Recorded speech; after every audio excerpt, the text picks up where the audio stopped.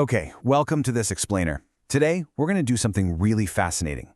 We are completely stripping away the magic of the AI creator to reveal the actual physical and mathematical realities running the show. You know, it's so incredibly easy to look at that beautifully human-like text or those stunning images an AI generates and just assume there's a ghost in the machine, right? Like there's some conscious creative mind hard at work in there. But today, we're challenging that pervasive cultural anxiety. We are looking right past the shiny interface, way past all the grandiose marketing hype, to uncover exactly what is happening down at the bare metal. Here is our roadmap for today's descent. We'll be covering the AI creator illusion, the von Neumann Babelfish, crossing the semiotic bridge, Entropic J-space discovery, and finally, the magic of authorship. Starting right off with Section 1, the AI creator illusion, stripping away the myth of the AI neo-god. We are constantly bombarded by this narrative that AI systems are independent, brilliant authors just conjuring masterpieces out of thin air. But if you look past that facade, you'll find this massive modality gap between our minds and the machine.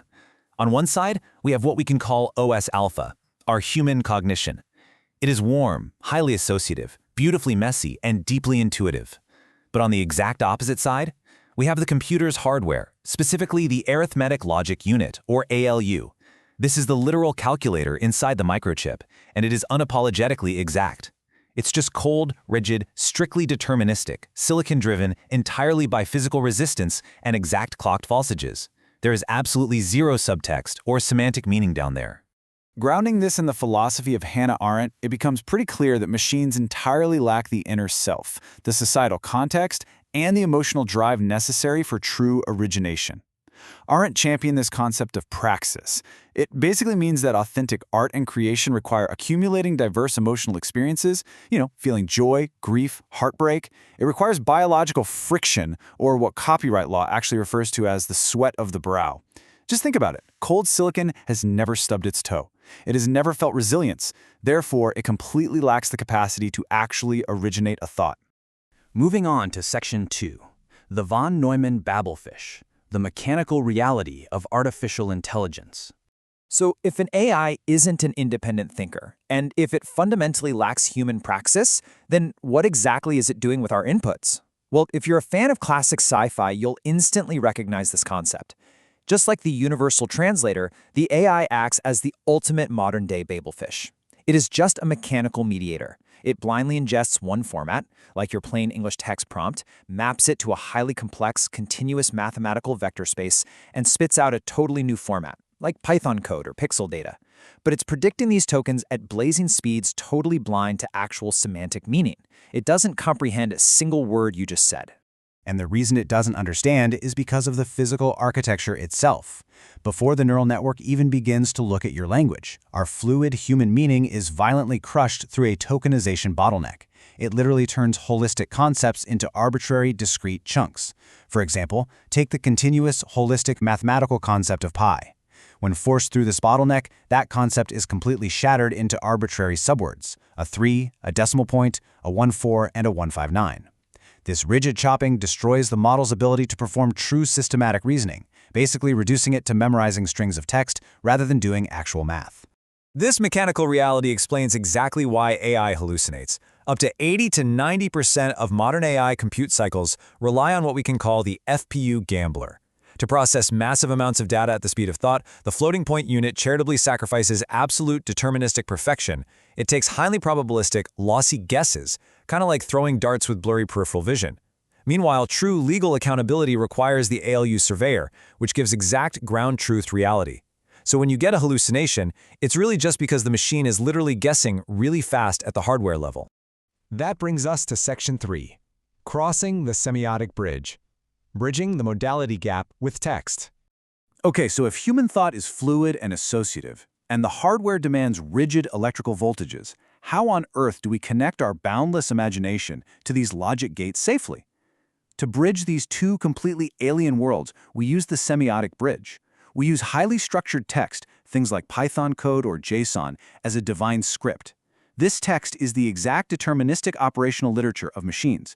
It is the literal translation layer that forces our fluid, messy intent right onto the unyielding physical reality of a processor. You are using text to actively force the machine's hardware to execute your intent with absolutely zero foggy guesswork. Chronologically, this happens in 3 distinct steps. At t-3 seconds, it starts as purely abstract, boundless creative intent inside your warm human mind. At t-1, you formally structure that intent into the divine script. You write the code or the strict prompt. And finally, at t0, that text triggers exact physical ALU execution in the silicon. Your abstract thought literally becomes physical electricity. Next up, Section 4, Anthropic's J-space discovery, reading the model's silent thoughts. Now, recent groundbreaking research from Anthropic's interpretability team has actually given us a microscope to see how this translation stages inside the model before a single word is ever output. This is where things get truly fascinating. They discovered J-space, or Jacobian space. Found using a mathematical tool called the Jacobian lens, you can think of J-space as the actual internal staging area for our von Neumann Babelfish. Before fluid human meaning is mapped into those discrete shattered tokens we talked about earlier, the concepts are temporarily held and routed right here in J-space. It acts incredibly similar to the global workspace in human cognitive theory, representing the active concepts the model is currently reasoning with before it translates them into an output. Functionally, J-space incredibly mirrors human conscious access. It supports verbal report, meaning if you ask the model what it's thinking about, it can actually name the concepts active in the space. It supports directed modulation, holding unspoken themes in mind, and crucially, it handles internal reasoning. For example, if you ask an AI, how many legs does the animal that spins webs have, the word spider appears absolutely nowhere in the prompt or the output. But using the Jacobian lens, researchers can literally see the concept of spider light up in J-space right before it outputs the word 8. Because of this, J-space acts as a centralized broadcast hub. In a stunning experiment, researchers prompted the model to think about France. Then, they surgically went right into J-space and swapped the internal activation from France to China. Instantly, multiple independent downstream outputs updated in tandem. The capital output changed to Beijing, the currency changed to yuan, the language to Chinese. This proves that J-space isn't just a mirror of the output, it is a load-bearing intermediate variable. Write once, read everywhere. But perhaps the most important finding is the selectivity of J-space.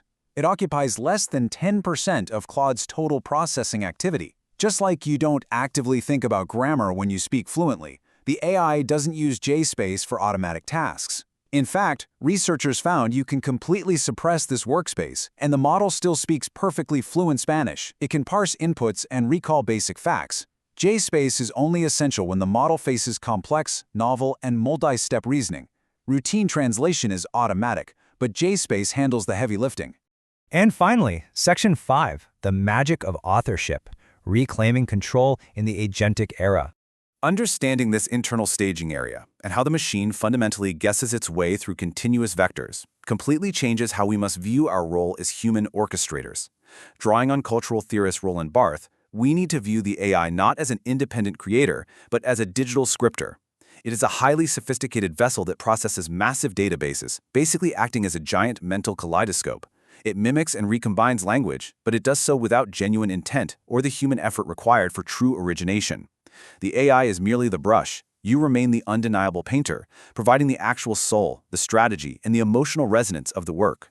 And there is a very pragmatic, legal reason you absolutely must maintain this control. Because algorithmic distortion, those FPU guesses we talked about, is inevitable. Tech developers position you, the human user, as what scholars call the moral crumple zone.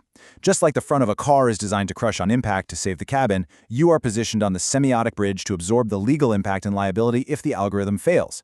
If the system hallucinates bad data or infringes copyright, that is known as agentic tort. You get the credit, sure, but you bear all the risk for the machine's guesswork. Because you bear that risk, true creation in this era demands what we call protortion. This is the active, sweating, agentic intent of the human mind. It is your proactive rejection of the machine's random distortion, its automated miasma. You have to actively sweat and intervene on the semiotic bridge to override those lossy approximations and lock in absolute deterministic truth. The machine is totally blind without your mandate. So, I'll leave you with this provocative question as we wrap up this explainer. Now that we have completely stripped away the magic trick to see the von Neumann architecture, the FPU gambler, and how fluid meaning is routed through the JSpace staging area before it even outputs discrete tokens, what role will you play? Will you settle for acting as a moral crumple zone for an unpredictable facsimile of intelligence, or will you actively seize the divine script to truly command the future? The choice and the absolute magic of authorship is entirely yours. Thanks for joining me on this explainer, and keep creating.